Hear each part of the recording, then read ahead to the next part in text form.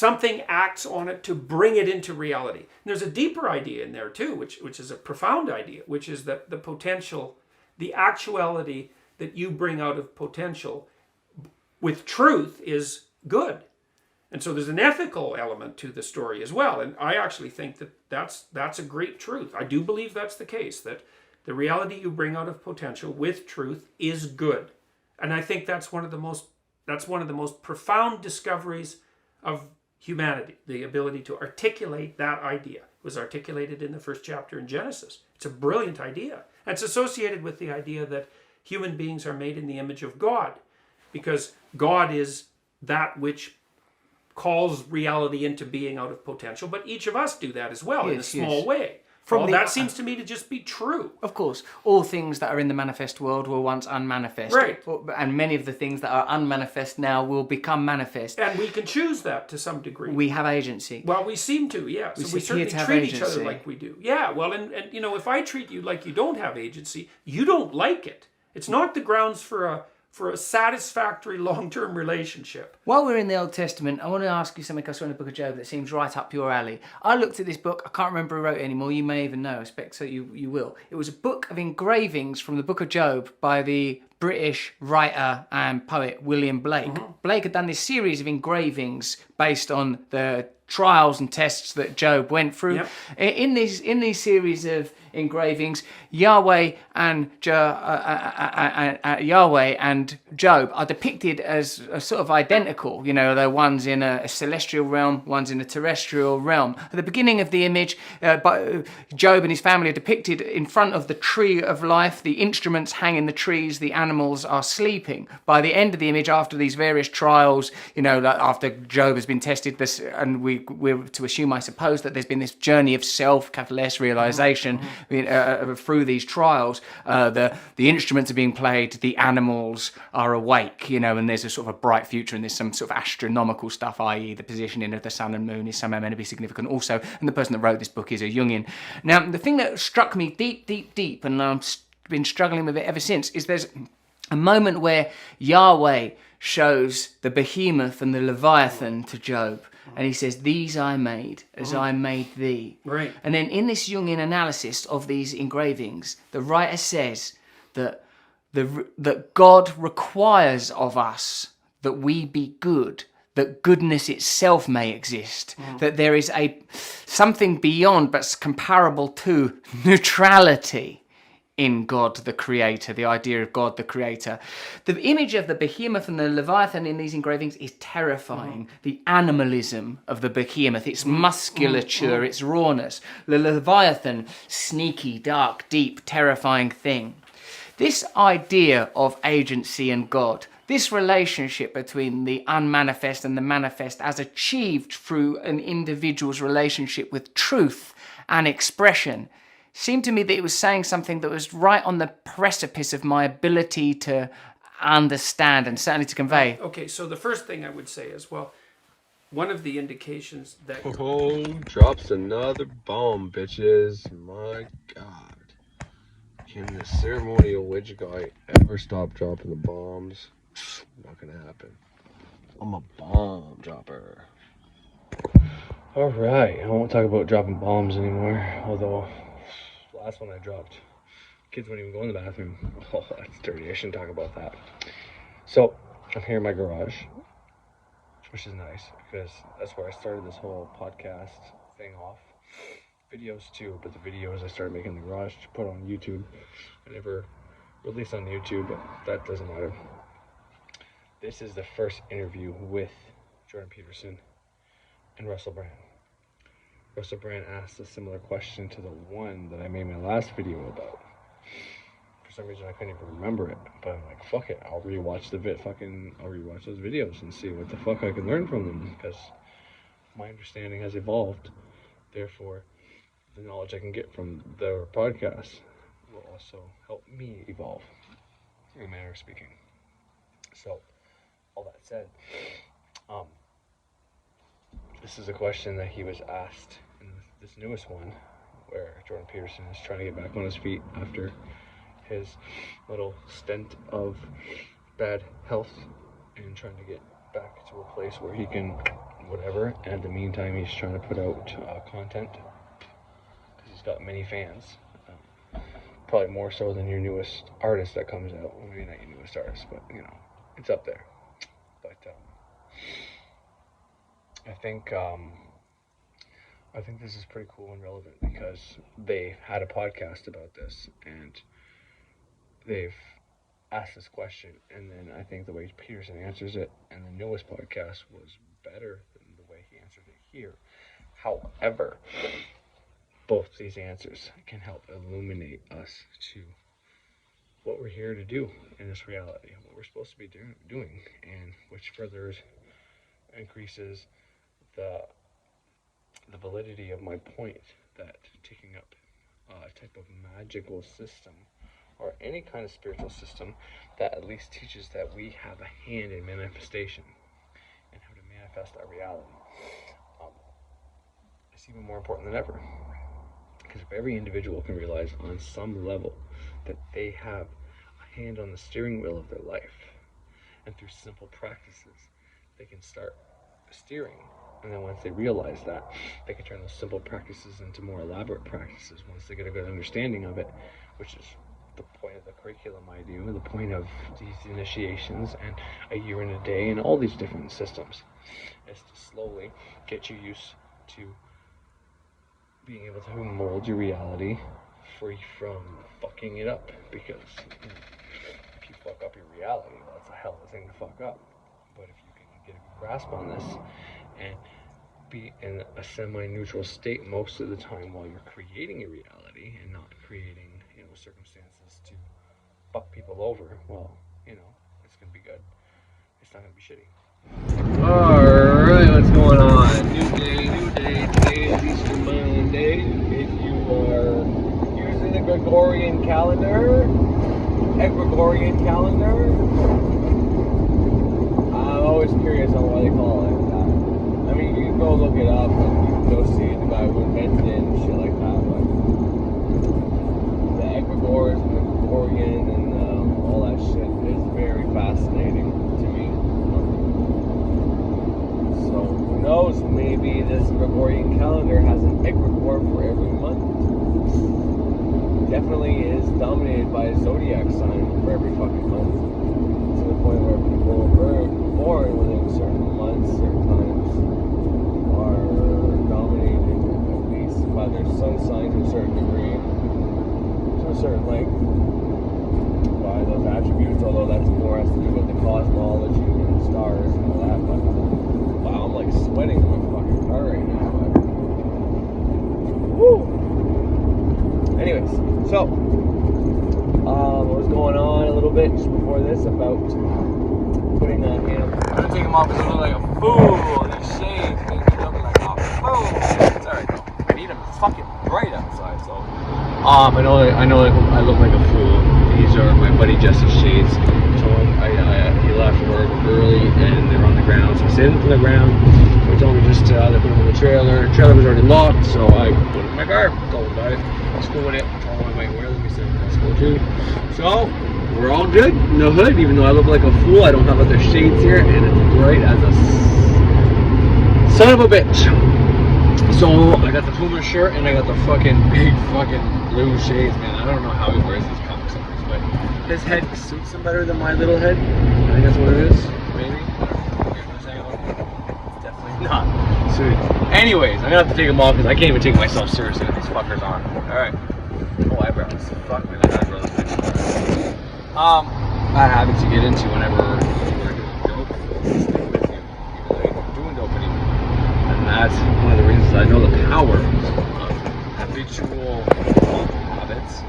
Habitual, anything it becomes habitual is powerful. If you make something a fucking habit, the magic's done for you. If you get it, if it's something you want. I mean, it's funny when people say that magic isn't real, yet, you know, anybody can show and prove, or just talk about like an addiction, someone with an addiction problem, or any kind of habit they've gotten into that they don't know why they do, they've just been doing it for so long that it's just a habit. It's like, well, that's like half the work in magic.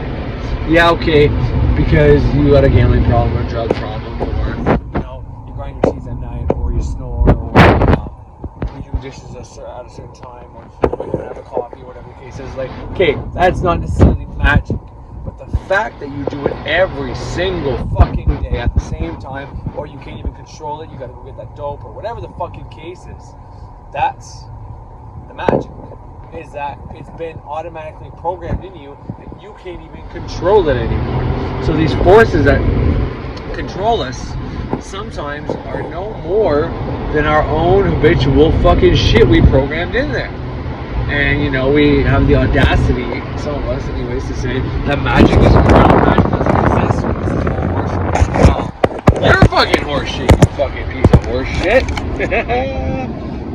Anyways, so that's something I'm going to expand on a bit later and just throw some shit out there at you, see what you think of it. But getting back to the video, Carl Jung, described by Pearson, Adam and Eve, they were unconscious and they became a little conscious. That's a problem. Apparently the solution to that little bit of consciousness is not going back to unconscious, which you can do with alcohol and drugs and whatever, you know, just autopilot working every day and just hoping for you to die and go to heaven, you know. That's what that book's for, is for to keep you unconscious. I know it's going to be unpopular, and I'm not trying to say that in a mean way. You can use the Bible to your benefit. I stand by that. What I'm saying is for those out there who pass judgment and condemnation on people because they're Catholic and other people aren't. Those people, they're unconscious, is what I'm saying. They're letting the programming that's been put into them by Christianity, like I just said, like I just talked about. You do something over and over, you go to church or something, you don't know why. You believe in God, you can't test those theories or anything like that. This is what the people listen to me, they believe in Jesus and God, that's fine. But test your theories. Find what you believe in. Look deep. Go past the bullshit that you've been fed and figure out why it's important for you to believe in Jesus, or if it serves you, or if it's just one of these things that are programmed into you. And yeah, it's going to feel wrong going against that. It's going to feel right going with that because it's been programmed into you. It's a habitual program running. If you can't see that, get past that, no, and I can't help you. Nobody can until you can figure that shit out for yourself. But once you get past that, then you can fucking figure out why Jesus is okay or why Christianity does or doesn't serve you. But until that happens, you are going to be the type of person that the Wizard talks about. Jesus is an unconscious asshole. And what he means, in my opinion, what he means by that is what I just said. You are a Christian because your mom is Christian, her mom is Christian, her mom is Christian, her dad, her dad, her dad, her mom, her dad, her uncle, her stepmom, her fucking foster parents, her fucking, whatever it is, okay? You're just following in the fucking line of people that were Christians before you, and it's just automatic programming since you were a kid that's running, and, you know, it feels wrong to go against it, it feels good to go with it, and you don't test that, you don't understand that, you want to believe in magic, and you want to say, oh yeah, 36 it happens, I'll manifest all this. Now that's fine. If you're not having a problem manifesting, then don't even listen to me. But if you are having a problem manifest, or you want to figure out what's going on with Christianity, is it real, is it not real, have I been lied to, am I not lied to? Well, I can tell you all the facts. People like Thunder Wizard can tell you other facts. People like Birch, and then Frederick Xavier, and Peterson, and, you know, Russell Brand, and all the dudes that give you all these facts. But ultimately, it's going to come down to you. What you want to believe in, and what you can deal with. What a man or woman can do, and what a man or woman can't do. That's the only thing that matters. That's from Pirates of the Caribbean, Johnny Depp playing Captain Jack Sparrow. It says, the only things that matter are what a man can do and what a man can't do. What a man can do is program their fucking mind to believe what they want to fucking believe. What they can't do is not have a belief. So what I'm telling you to do is test your beliefs, because if you're just running program beliefs that are telling you to do shit that isn't right, then you should knock that off and reprogram your mind to a belief that is better suited for you. Is that a fucking mountain? I know. I never checked that not, except that I didn't fly by a fucking police. I can't use dance. I am free from going by a police car. I will be supposed to be covered in law. Sorry about this. Just my visual that I put in the air. Nissan Rogue thinks you can fuck with the Nissan Pathfinder. Are you fucking kidding me? Nothing against the road, but I'm bigger and faster. Shit. All leather interior, bitch. 7 Which when the moon hit my car, you ain't gonna fucking race me far. I'm gonna put your ass in the tar because you are a dumb bar. Oh, I fucked up. I was hoping for something. Give me SARS, TARS, large, hard. Anyway, it doesn't matter. So all of that was just to say that I just wanted to make a correlation to what I was beginning to talk about and what I want to talk about, and potentially go back to it, close it out, and add to it. But which is cool because it's the law of correspondence. This is what I've been saying in the last video. I didn't think of the law of I couldn't do it. So the law of correspondences is what my last video, which is so cool. The last video with Pearson and Brand ties into this one because the same question was asked and answered in a different way years later. I don't even know how many years later. Trump was president back then as well, so who knows? It's not that far. The presidency's over now, so it's at least, I'd say 5 years, 4 or 5 years, maybe less, maybe 3 years. Who knows? The way I'm trying to get at, the point I'm trying to say there was just that the same question was asked. Russell is still curious about that book of engravings of the Book of Job by William something, a British writer from London or whatever, and the way Yahweh tells Job, look upon the behemoth and the Leviathan, I created these as I created you, and somehow now there's this implied thing that if you want good, you have to be good. If you want to create good, you have to first embody good yourself. And if you're going through hard times, you have all the right in the world to fucking say, fuck this, fuck you, fuck everybody, fuck this shit. You have every right to do that. But you're better off to try and say not to. Express those emotions, feel that shit, go through it, and say, you know what, I'm fucking doing that. I'm fucking make this bitch better than it was. Then you release the good and then you embody the good. Now, I'm not saying that's what God and Christianity is telling us to do. I'm saying this story that was created to teach us this lesson, okay, regardless of what religion it belongs to now, this was created for this very fucking purpose. Sorry about those sirens or lights in the back of that van. I'm just gonna blow by it because there's a baby seat with red. But regardless of whatever religion that's attached to, and yes, you want to be Christian, you want to take credit for it, that's fine. But Christians aren't going around promoting the Book of Job. They're going around promoting Jesus Christ. So I wouldn't go too far with that and say, hey, my religion is what he's talking about. He's promoting it. No, definitely not. So anyways, getting this weird feeling of being followed. I don't know, maybe it doesn't matter. But what I'm trying to say, what I'm trying to get at is a whole bunch of things I don't even know anymore. But, so yeah, Book of Job question, and I'm getting this answer because the first time it was answered by Peterson, I didn't really get it. I didn't click it. I didn't get it, okay? But after the second time when Peterson answered, I get what he was trying to say, that there's a transcendent, if you do good, you get good. It's by, God in the Bible, and there's like another hidden meaning into that one, it mixed in that one, which was simply put, was God in the Old, I tackled this part last video, like the Old Testament Bible, God was bad because people were bad. Therefore, if you want a good God, you have to make better. And that's how the New Testament was getting better, even though it was oppression still, it was getting better. So God became better. So, So that was kind of applied in there. More specifically than that, God is teaching Job the lesson by using the devil as an adversary. And it's meant to teach us because they put him through fucking hell. And he still remains faithful. And because he remains faithful, he is able to continue to receive good. I mean, he gets hooked up in the end. Just like all the other guys that this happened to, like fucking Solomon and all these other fucking kings and shit.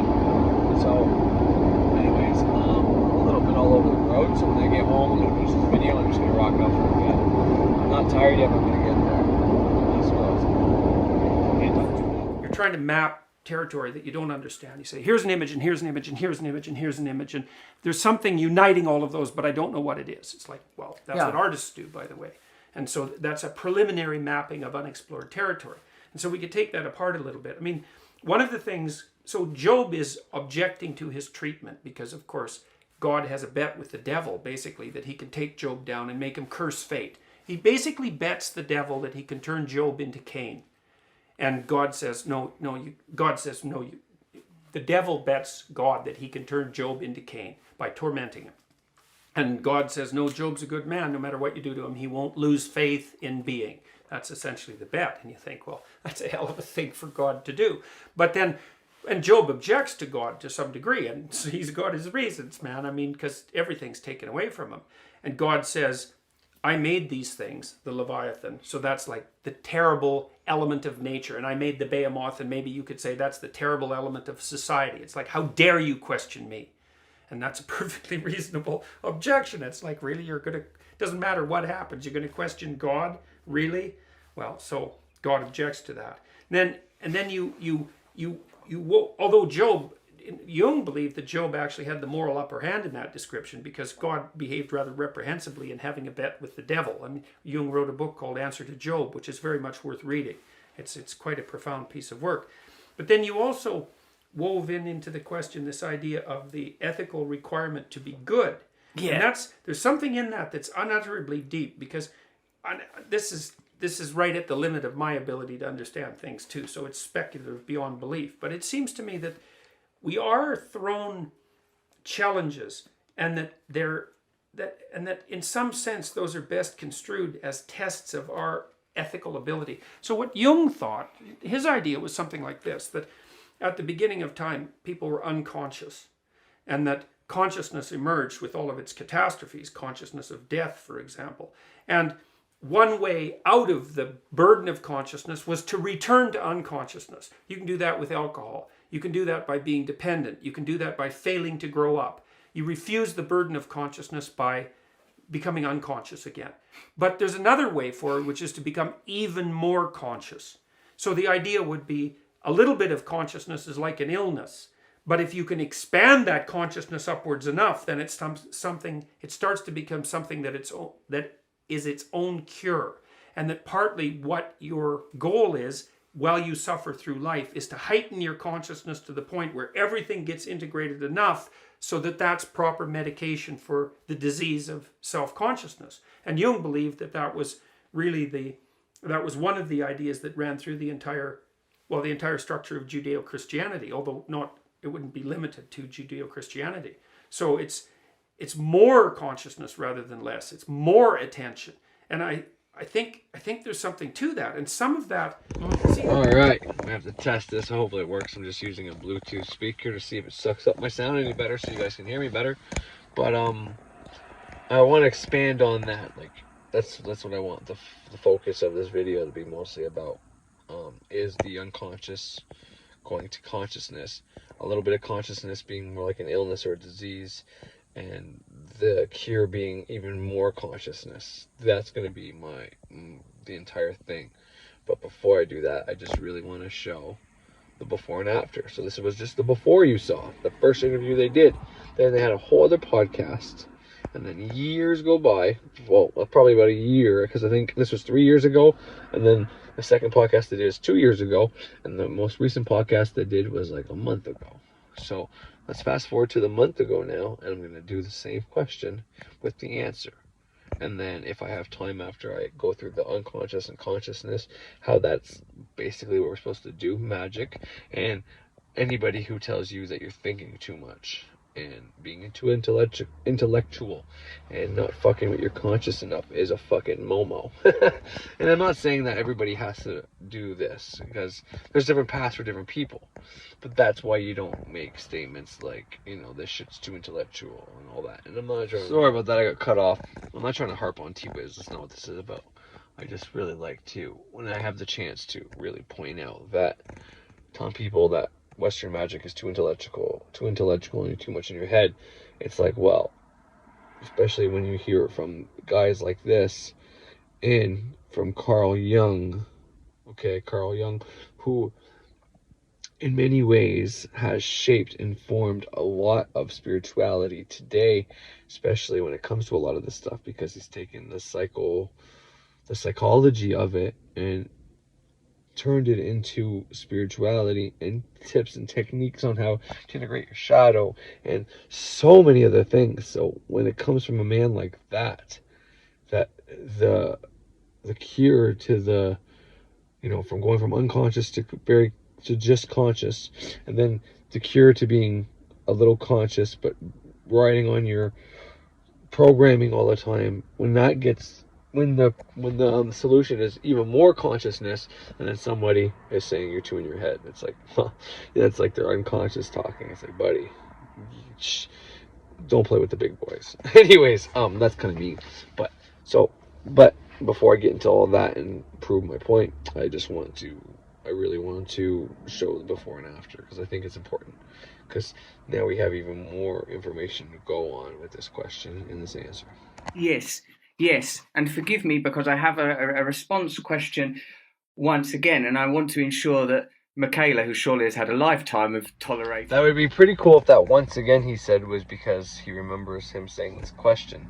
I don't think it is, but it could be just him interjecting once again. But, he's a pretty smart guy, so who knows? He might actually remember. Yes, and forgive me because I have a response question once again, and I want to ensure that Michaela, who surely has had a lifetime of tolerating this kind of business, her father citing Jung at passers-by, I would like to say, when Edinger, in his analysis of William Blake's engravings from the Book of Job, says, of the passage where Yahweh shows the behemoth and the Leviathan to Job and says, look upon the Leviathan and the behemoth that I have made as I made thee. Edinger, in his analysis, says that Yahweh is saying to Job here that all potentiality is held in Yahweh. It is beyond good and evil. How does this transition between an Old Testament version of God that requires of us to become good, that God itself or himself or herself is also good, how does this idea, this interpretation of our relationship with God, this Old Testament which places this sort of obligation that sort of it punishes Job for his phatic impersonation of worship, how does that evolve into the Christian idea of Christ as the perfect mentor, Christ as the perfect why emblem? Don't you ask a difficult question? Jesus. Well, Jung talks about this a fair bit in Answer to Job. And that's a very difficult book to summarize, and it's also a very terrifying book. But the upshot of it is essentially something like this, which is that whatever God is, the best element of him can plausibly be brought forth as a consequence of the manifestation of what's best in us. And that might be the willingness to sacrifice and the willingness to trust and the courage to love your neighbor, the courage to love your enemy. And this is a profound question. It's like, would reality shine a more benevolent face upon us if we were all as good as we could be? And that's the Christian idea.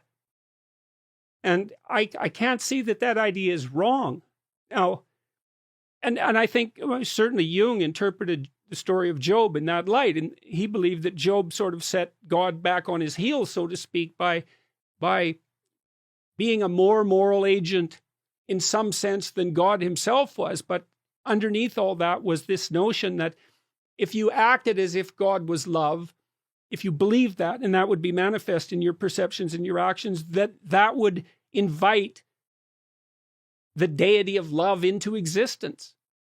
And that's true. You know that. You know that when you interact with people with love, and there's a tremendous courage in that, it makes the world a better place. And we don't know how deep that reaches. You know, it certainly reaches as deep as humanity itself. But and is there something transcendently real about it beyond that? Who knows? Who knows? It's that's a far enough target for anyone, as far as I'm concerned. That was a hell of a question, Russell. Yeah, I'm just sitting here, just like, yep. That was. All right, so it's pretty amazing to see the transition, the before and the fucking after of this shit. I think personally, I think it's pretty amazing. And the reason I think it's pretty fucking amazing is because the first time around, Russell asks us this question. He didn't remember Edinger's name, and I never read that book. And the answer to Job, I thought I read all of Jung's books, and it turns out, I think I said I read that book, but I didn't. I did not read that book, and I'm going to read that book. But at this point, I haven't read that book. But what I like about this is, at the beginning, the first interview, they both say this is at the edge of my ability to understand, basically. And so Russell says that first, and then when Jordan gives his answer in that first interview, he also says this is at the edge of my ability.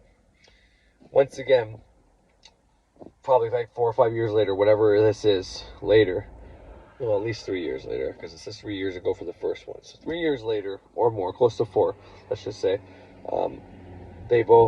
he re-asked the question, but he's got his question more determined, more pointed in a direction and not all over the place. Like the first time when he asked it, Peterson said he was all over the place. He shot a picture here, picture here, picture here.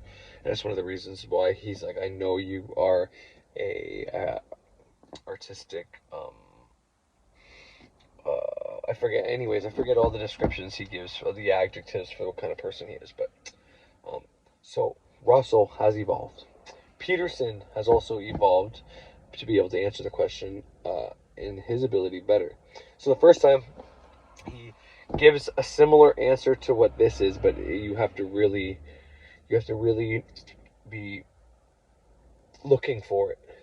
Because I didn't get it the first time. It wasn't until after this interview with what Peterson said, and then when I re-listened to the first one, I was able to, like, okay, that's what he kind of meant, but he didn't say it as easy enough to understand, as blatantly, as obvious, I guess. And after watching the second interview, well, then I can know exactly what he means. It was, if we are good, then the God is good, then God is good, right? Because we are basically the God. The God of the Bible is not for us to worship a God up there. It's a story for us to understand how we manifest our own reality. And I know you might think that's a stretch, especially people who will listen to me who still have a belief in God and Jesus and all that, and that's fine. Just hear me out. You don't have to agree with me or disagree with me, and I still love you guys for if you subscribe or view or just view my videos. I appreciate. If you comment and if you like and if you subscribe, then that's gravy. But just viewing it is all I can ask. But in my interpretation of what he's saying here, because you got to remember he's also Christian and believes in God, but the God as this transcendent being above us, who's like a man, a big white beard and whatever, is not the case. The story, the reason why people like me and Thunder Wizard and all this, and like even Ralph Smart won't say in so many words, but he'll say stuff like, there's no one coming to save you. There's nobody up there. We are the gods and the goddesses that we're waiting for to come back and remember and resurrect and reincarnate. And, this time around we'll get it right.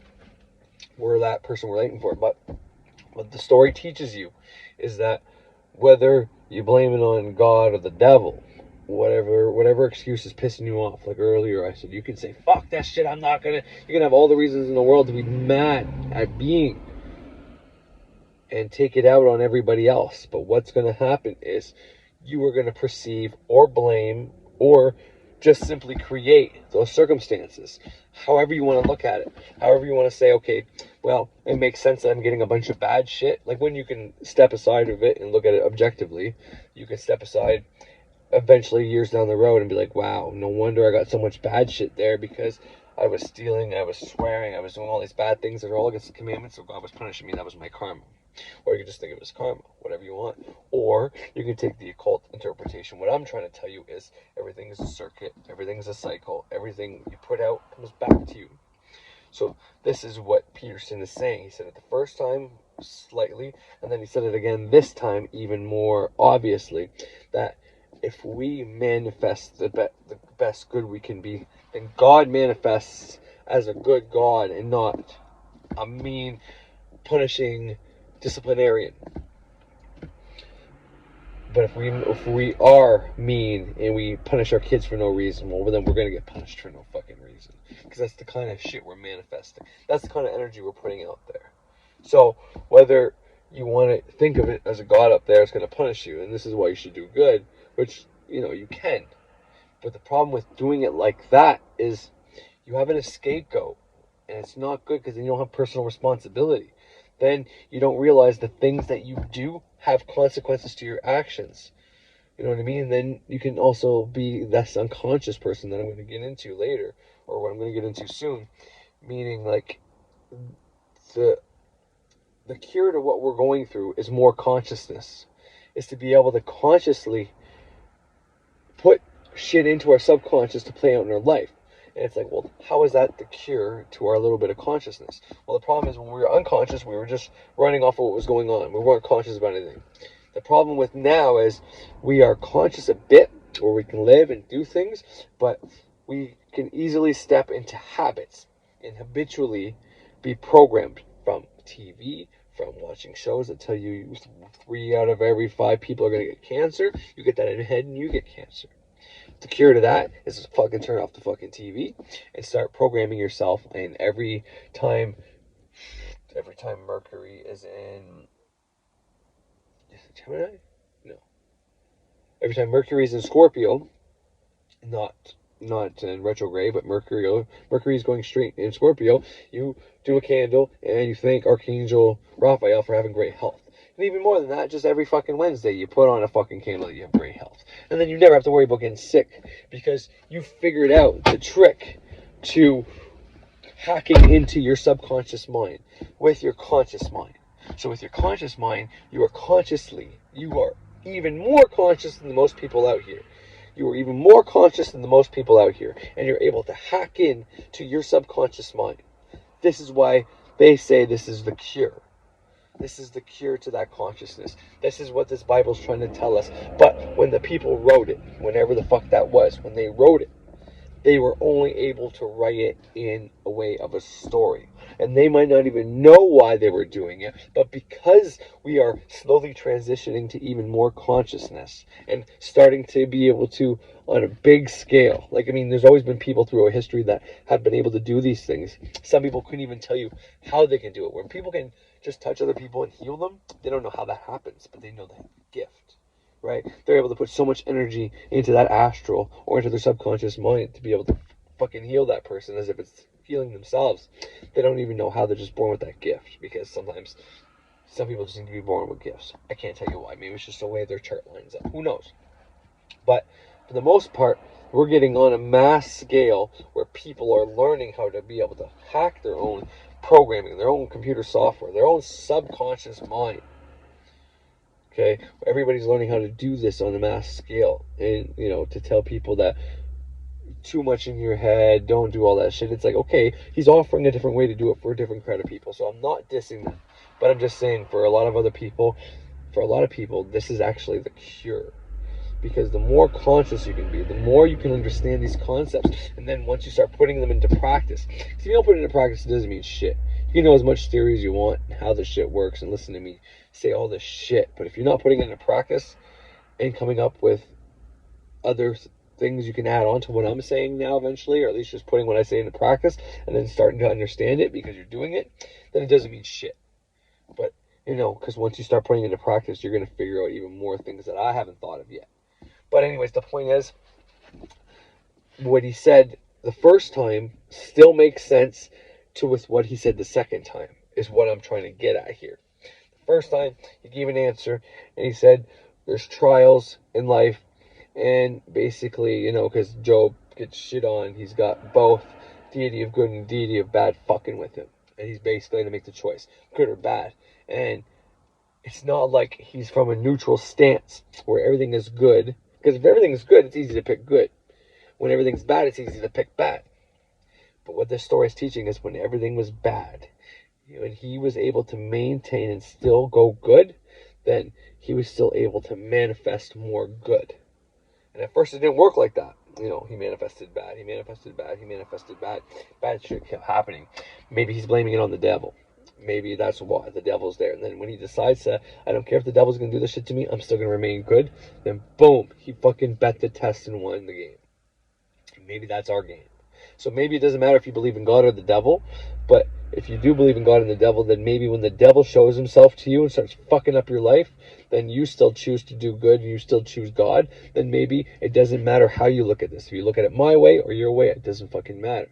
Because the point of it is whenever you have the choice between doing bad and good, if you choose good, and when everything goes to shit, because it fucking will, you still choose to do good for whatever fucking reason, then that's okay. The only thing I have a problem with is the fact of the responsibility. You can't take personal responsibility if you believe in a god or a devil, because it's something else doing it to you when it's really you doing it to yourself. And I know that's so hard to understand sometimes at first whenever you are still under your own programming, but you were programmed from the people around you to do and say and act the way you are doing. And now that I tell you, and now that you know, and everybody else has told you that, you have done it to yourself through your programming, or at the very least, if you had a shitty life up until now, well, now you can put into yourself what you need. You can take the reins and steer this bitch. Okay? And, you know, if you don't know how, well, like I said, Kabbalah Great Work Self-Transformation, full fucking course. And then there's all these other gurus you can learn from, like Frederick Xavier, from Birch, from Peterson. If you don't want to do a spiritual way, start learning start doing Peterson's things, from the self-authoring program to reading his fucking books, do the 12 steps for fucking life. Maybe get his new book when it comes out. You know, start taking these steps, do these, and watch every one of his fucking lectures, at least maybe the biblical series and all the other ones. You can do the school ones too, because you'll get helpful homework and different things to do there, but it's more based for learning psychology, personality, those kind of things, all the different types of psychology. But if you watch his other ones, he'll give you techniques like writing, and he'll tell you how to do the self-authoring program. He'll tell you where to go to read about the self-authoring program. He'll tell you all these different stats and things you can look at where you'll get the proof that this thing worked, which is just magic. Once again, it's like watching these gurus that tell you, or watching Frederick Xavier, who's telling you, showing you all these testimonials where magic works. Same concept. You want to do this thing from Peterson that's like magic because you're writing it down, how you want your future to be, and then you look at the proof where everybody who did this had their life improved. So you're doing the magic and you're seeing the proof of the magic, and you keep doing those two things, so you keep fucking reprogramming your mind while you're actually doing the fucking technique. So the action and the thoughts and everything is in coordination. It's just magic. It's just a different way to look at it that's not so up in the sky. But you know what I mean? So, sorry, back to what I was trying to say was, the first time he explained it, probably better, but not as obvious. Okay? But to me now, with this newest interview, with the one I just played, with his answer that I just played, when you add that to the first answer, it makes the most sense when it comes to the resolution, the cure, the answer is more consciousness, not less. This makes the most sense now, because the more conscious you are of how the subconscious works, how the divine works, how God works, okay? The more conscious you are of how that works, then you can use your conscious mind to protect your subconscious mind. Protect it from the bad things going in it. When bad things happen, you can banish, reject, deny those circumstances from continuing to happen, and then accept the ones you do want. And then you can start doing candles or any other kind of symbolic gesture to change it. And like I said earlier, the writing thing with Peterson's way is a symbolic way to communicate to your mind. Letters are symbols after all. Now, they're not as potent as a symbol. Like taking those letters and turning into a symbol, which is what a sigil is even more so potent. But still, writing is still a form of symbolism to get it in your mind. Okay? So when you realize all this, when you become conscious of this, even more conscious than the people just going on their auto programming, their autopilot, going through life just believing whatever the fuck they believe, doing whatever the fuck they were told and taught and conforming, when you decide to become more conscious and take control, you will beat all the odds. Now, you're still going to get life tests. You're still going to have karma coming your way, bunch of things. But you'll be better equipped to deal with it all because you'll know after something bad happens or something bad's about to happen or look like it's about to happen, you'll know you're one symbolic ritual or step away from changing those circumstances. Not only that, when you know you've caused it in some way, shape, or form, okay? The only time that may not be true is if someone's cursing or hexing you or some kind of shit like that. But, you know, you can still look at that from like maybe you did something bad, maybe you cursed somebody by accident, or maybe this is a test to show you that, you know, fuck their curse. But I know I'm fucking bulletproof when it comes to curses. You just fucking black candle and it's gone. You know what I mean? Something simple like that. You don't even let it phase you. Fuck, you wear a pentagram and you do your rituals and you're good to go, you know? There's no reason to be fucked by that. But point is, Jung's interpretation of more consciousness is the cure to the little bit of consciousness and to not become unconscious, to not just go through life, drugs, alcohol, gambling, going after these little highs all the time because life is so brutal. You just gotta get these little jumps all the time. Whenever you realize that you can take control of this fucking computer, the subconscious mind, this brain of yours, this whole body. It's really not just the brain because, like, I mean, the brain is technically your whole vertebrae. It's got fucking, you know, your nervous system goes all the way down. Your nervous system is connected to that, so it's technically throughout your whole body. But you can take control of this fucking thing, and you can do it when you learn that. There's nothing you can't do. There's nothing you can't do. That's not going to be easy at first, and it's not like you're going to be able to affect everybody's reality, but you can definitely affect your own. And by affecting your own, you're going to affect others, and you're going to be able to make this thing just continuously get better and better and better for you. And then you're going to be at the point where you might not even have to do rituals anymore by just knowing and saying the correct things, no longer cursing yourselves.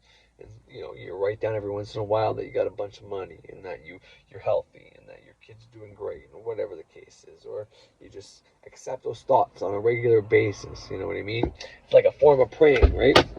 You get quiet, put yourself in a little trance state, and you just start saying stuff like, oh, I'm so grateful that my kids are fucking healthy and happy, whatever. Who knows? You can do whatever the fuck you want now. That's my point. You can come up with your own symbolic rituals, your own belief systems that will help you become even more enlightened, even more conscious of how to affect your subconscious.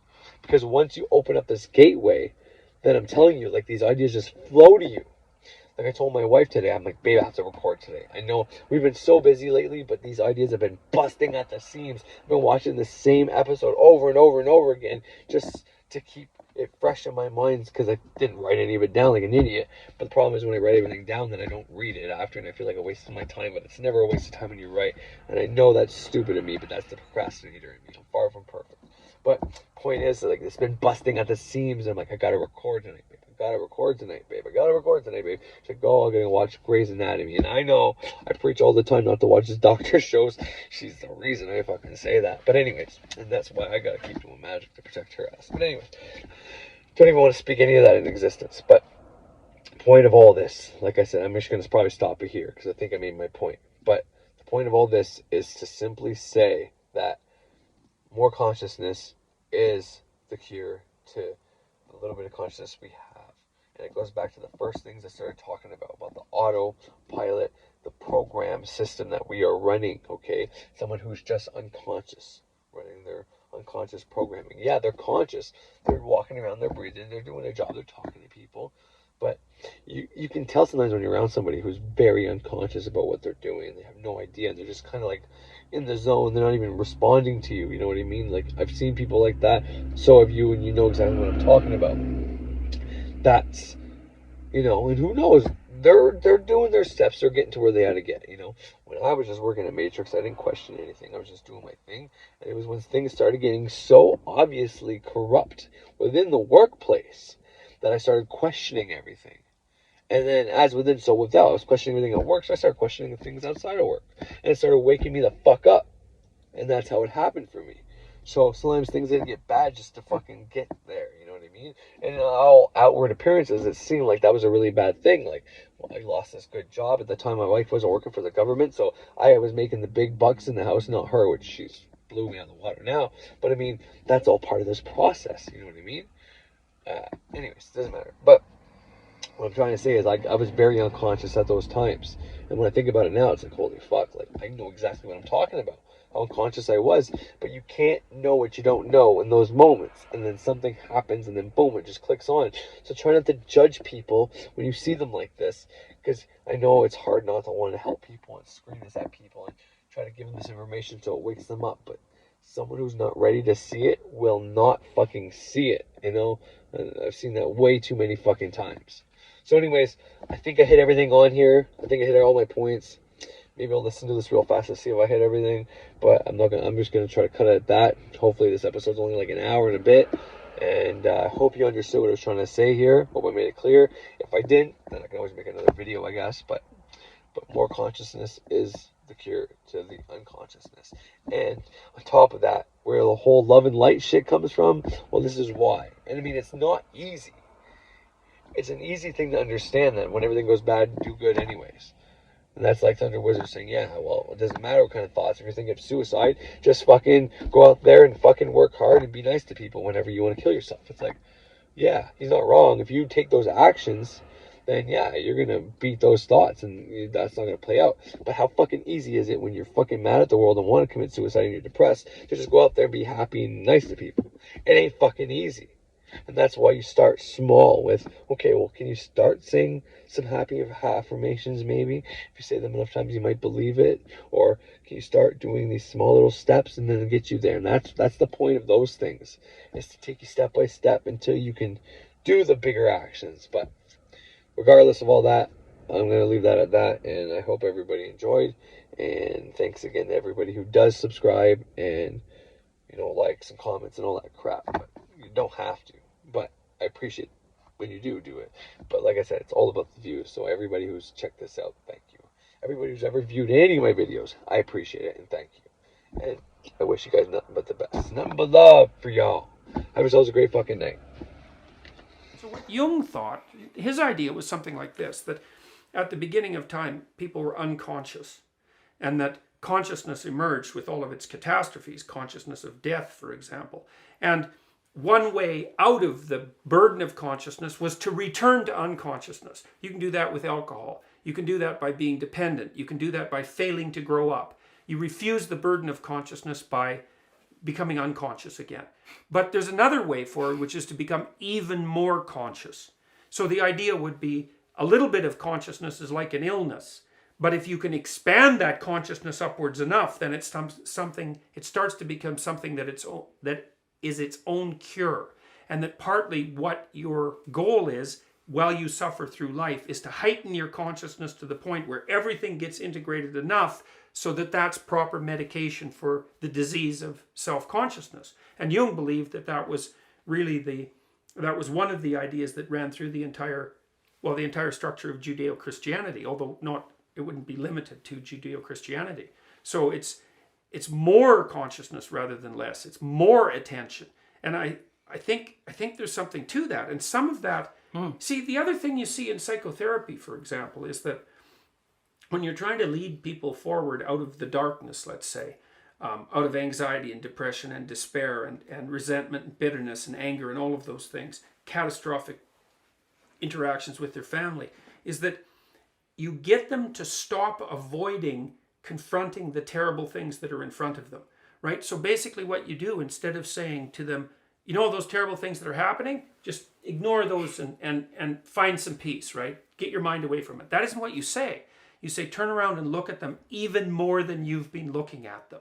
It's very paradoxical advice, but of all the things that have been proven to aid people's recovery and movement towards mental health, that's like at the top of the list. Voluntary confrontation with what you are afraid of, or what you despise, even, for that matter. And so Jung had an axiom that he derived from the alchemists, which was insterquilinus invenitur, which roughly meant that which you most need will be found where you least want to look, which is Fuck that. yeah. Well, that was also his explanation for why people weren't enlightened, because you think, well, the California approach to enlightenment, to speak, kind of satirically, is follow your bliss. It's like, well, that's easy. If that was the case, everyone would be enlightened. But the Jungian approach is no. You do what's meaningful and pay attention, follow the truth, and it will take you to the worst place you can imagine. And then maybe there's some chance for enlightenment. Campbell somewhat revoked that I follow your bliss mantra, though, by saying he wish he'd said follow your blisters. Like what you should follow is the pain. Yeah. And yeah, I didn't know he said that. Yeah, it's cool, isn't it? Well, it's wicked. Put that on the scoreboard. Oh, that's good. That's good. Like another thing. Like, I know I've been thrown because you've said that I said something that you didn't know, and it's unravelled my entire Weltanschauung. And now I've reached for a bit of German language to pull my way back in. Oh yeah, Herman Melville, he'll help me out. I'm reading this Moby Dick. It smashed my head up, when he says in there's towards the end of the book, Ahab, when he's hanging out with Pip and stuff, he's really losing it now, but maybe he's finding it too. There's a bit where he talks about will. Who is it that moves this arm? He says, who is it that thinks these thoughts? If the mighty sun has no control over its movements, what control has Ahab over his thoughts? He's talking about fate and destiny, and these ideas again seem to me very potent, powerful themes. The position Sure, he struggles with a great whale, right? And that's the dragon of the abyss. That's Moby Dick. It's the hero against the dragon of the abyss, and he's obsessed with it, right? Well, he should be obsessed with it.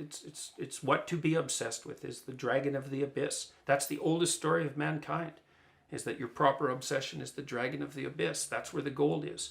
Yes, that's where the gold is. Even though that's where things are most terrifying. Also a bloody tragic ending, except unless you take Ishmael as the protagonist, in which case Ishmael survives and Ahab, don't ruin it for anyone, dies. Right. So it's a tragedy. It's a tragic encounter with the dragon of chaos. He's a failed hero. There's two outcomes. He's a failed... And he's lost that limb and stuff, and I'm sure, symbolic. Just like Captain Hook and the crocodile. Yeah, they have to have. For me, it's very exciting when I see these patterns of perennialism. For me, it is exciting because there's truth. It's implicit in it is truth. And now that thing we were talking about a minute ago, where I got excited because I said follow your blisters. The thing I was going to say is there's some sort of maxim I understand in Buddhism of let it burn, let it burn, let it burn. Like take away from me everything. Right. And there's the idea is also there in Christianity. So there's an occult interpretation. There's letters on Christ's cross, INRI, Jesus Christ. What is King that? It means Jesus Christ, King of the Jews, and it was put there by the Romans. But there's an occult interpretation in Latin, which I can't reproduce. But it means through fire all things are renewed. And one of the deepest ideas of Christianity is that you should burn everything off that's part of you that isn't part of that thing that can die and be reborn. Like there's all sorts of baggage that people say that there's baggage that you're carrying. Everyone knows that. It's dead wood. It's like that has to burn off. And that's that's way more of you than you think. It's way more than you think. Whilst you still haven't said whether or not you believe in God, and I won't keep going on about it because I'm not one of them type of people. It seems to me... It's good to know that. First is that you should aim at the highest good that you can imagine. And that would be a good that includes everyone, right? So if I wanted what was good for you, say, if I genuinely wanted it, I'd want it in a way that was good for you now and good in the long run and good for you and your family and your community and maybe good for me too. You could conceive of that as the desire. And I think that's a good definition of love, is that you actually want the best possible outcome. And in the Gospels, of course, that's extended even to your enemies. Yes. Right? Is that, okay, if we're going to have things good, let's have it good enough for even the people that set themselves up against me. Because if the world was running properly, things would be good for them too. And that would be better. And it seems to me that that's a very good way of looking at things. It's a difficult way of looking at things. And then the second part of the Sermon on the Mount is something like, having established that as your aim, which is no easy thing, by the way, right? Because you have to be pretty clear-headed and single-minded to actually want that to be your aim. Then you can concentrate on the day and you can try telling the truth. And you can ally. So there's truth and love that are allied together. Truth. I'm in a tier that benefits from the current economic situation. An unequal system, whilst there are many